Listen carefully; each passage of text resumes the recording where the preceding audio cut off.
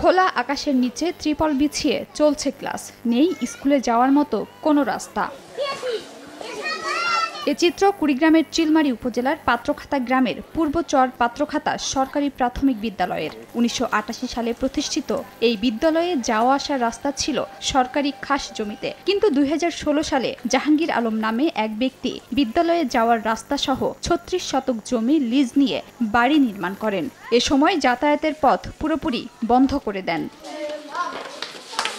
বাধ্য হয়ে ২ সপ্তাহ ধরে খোলা আকাশের নিচে ত্রিপল বিছিয়ে চলছে পাঠদান। ভোগান্তি দূর করতে দ্রুত বিদ্যালয়ে যাতায়াতের সমস্যা সমাধানের দাবি শিক্ষার্থী, অভিভাবক ও শিক্ষকদের।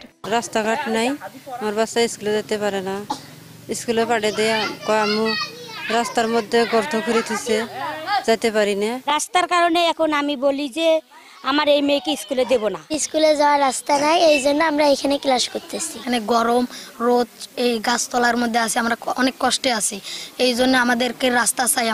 আমাদের রাস্তা ব্লক করি না, ব্লক করে নেওয়ার পর থেকে আমরা স্কুলে যেতে পারি না। আমরা চাচ্ছি যে আমাদের এই স্কুলের রাস্তাটার একটা দ্রুত সমাধান হোক। এদিকে রাস্তা বন্ধের বিষয়টি অস্বীকার করেছেন অভিযুক্ত।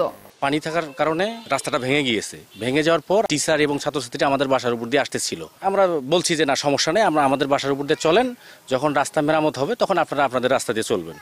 এখন যেটা ওনাদের অভিযোগ যে আমরা নাকি রাস্তা বন্ধ করেছি, এই নদীর মধ্যে আমরা রাস্তাটা কিভাবে বন্ধ করলাম? বিদ্যালয়ের লাগোয়া খালের ওপর ব্রিজ নির্মাণ করে সমস্যা সমাধানের কথা জানান উপজেলা নির্বাহী কর্মকর্তা।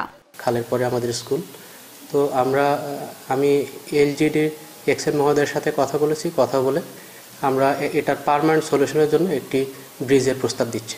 ১৯৮৮ সালে প্রতিষ্ঠিত বিদ্যালয়টিতে বর্তমানে ৬ জন শিক্ষক ও ১০৪ জন শিক্ষার্থী রয়েছে। সময় সংবাদ, কুড়িগ্রাম।